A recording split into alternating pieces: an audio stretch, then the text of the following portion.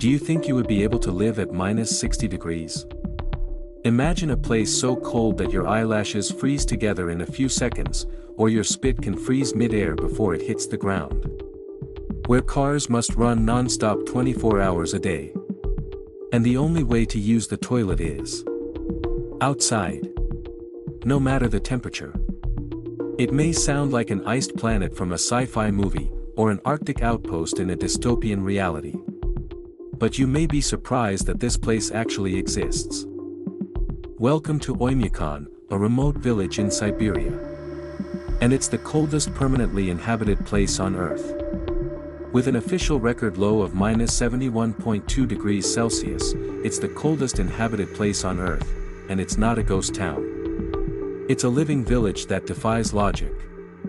And yet, life not only exists here, but it also persists. People raise children here. They farm, fish, work, love, and laugh. In temperatures that can literally kill you in minutes. Why do they stay? And more importantly, how do they survive in such extreme cold?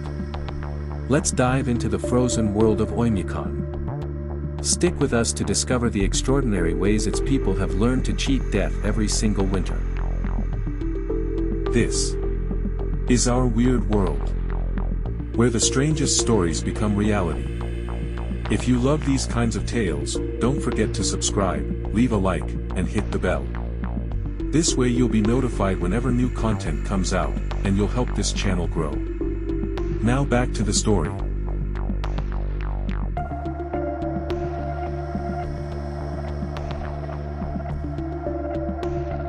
Oymyakon is located in the Sakha Republic, also known as Yakutia, in far eastern Russia. It lies deep in a basin surrounded by mountains, which trap frigid air. There's no wind to push the cold away, so it just sits. Heavy and permanent. This geographic feature is called a cold pole, a natural freezer created by air pressure, elevation, and a lack of sun during winter months. Temperatures, from October to March, remain below freezing almost every day, often by 40 to 60 degrees below zero.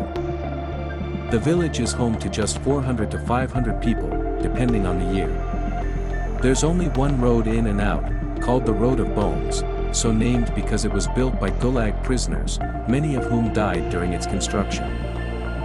Now let's get one thing straight, minus 60 degrees Celsius is not just really cold. It's dangerous. Lethal, even. At these temperatures, for example, boiling water tossed into the air instantly turns to ice crystals. Eyeglasses can stick to your face. Mobile phones and electronics die within minutes. Flesh can freeze in under 30 seconds of exposure. And yet, children still go to school.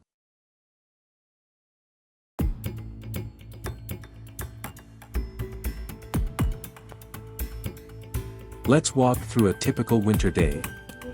The sun rises late, around 10 a.m., but even then, it doesn't warm anything.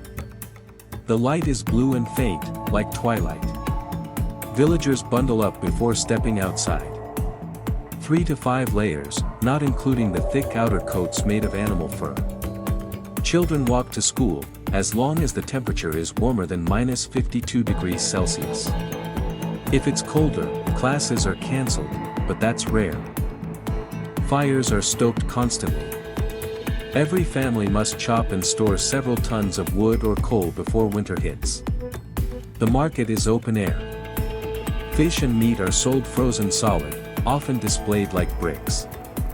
There's no need for refrigeration. There is no running water. Instead, blocks of ice are chipped from nearby rivers, brought home, and melted indoors for drinking and cooking. It's a daily routine. And how about bathing? It often requires heating buckets of water manually. Even banknotes have a problem, money freezes, making some plastic credit cards snap in half if bent.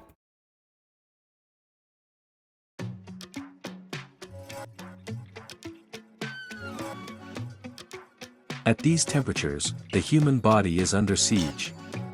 Here's what happens if you're exposed without protection. Frostbite can set in within 5 to 10 minutes on exposed skin. Breathing deeply can irritate or even damage lung tissue. Water freezes in pipes, fuel thickens like syrup, and electronics fail instantly. So how do people actually survive in Oymyakon? The answer is, with their own adaptations. Residents wear multiple layers of animal skin and fur, still more effective than most modern synthetics. Reindeer and fox fur coats, felt boots, and wool-lined gloves are the norm. Seems easy enough, but the key here is being able to choose the right material. For example, cotton is deadly. It holds moisture and increases the risk of frostbite. The same philosophy can be applied to cars. Winter tires are custom-made with extra deep tread and softer rubber to grip icy roads. Engine oil. Only special synthetic blends work here. And even then, engines are preheated with diesel heaters or kept running all night. If they stop, the oil can freeze, and restarting the car becomes impossible. Locals even build heated garages underground or use blowtorches to thaw parts when necessary. Most homes in Oymyakon are one-story wooden cabins, built low to the ground and sealed against the cold. Windows are double or triple glazed, and floors are often raised off the ground with insulation underneath. There's no central heating. Instead, each home has its own wood-burning stove, usually in the center of the house. What's important here is that they must run constantly.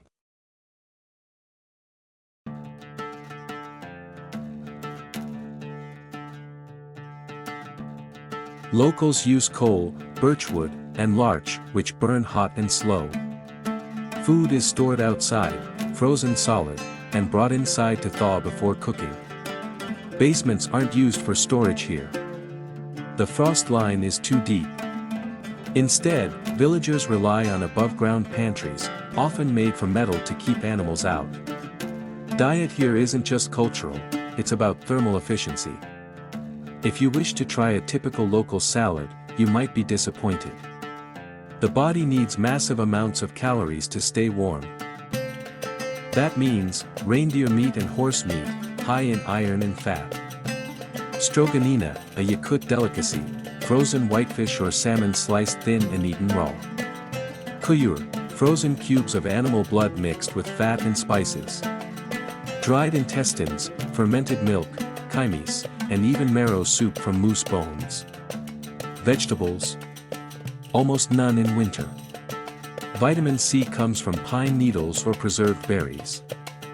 Fermented foods are common to aid digestion and preserve nutrients.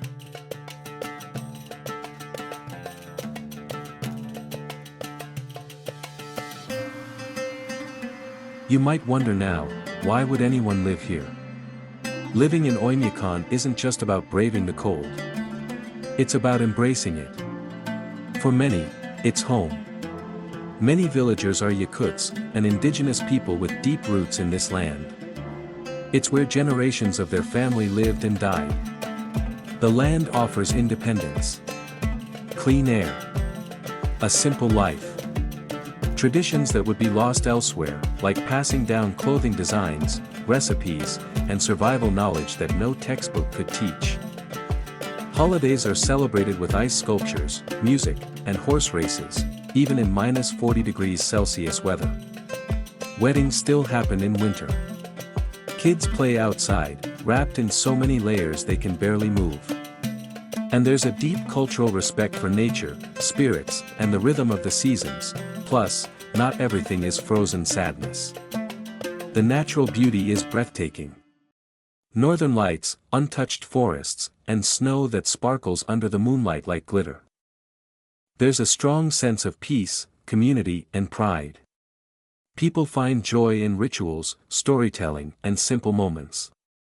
Oymyakon is more than just the coldest village on earth. It's a testament to what humans can endure, adapt to, and call home, even in the most unlikely places. If you made it this far, thanks again for the support. Subscribe to our weird world for more true stories that are too strange to make up. Share this video to let everyone know that our planets still have unsolved mysteries. Until next time.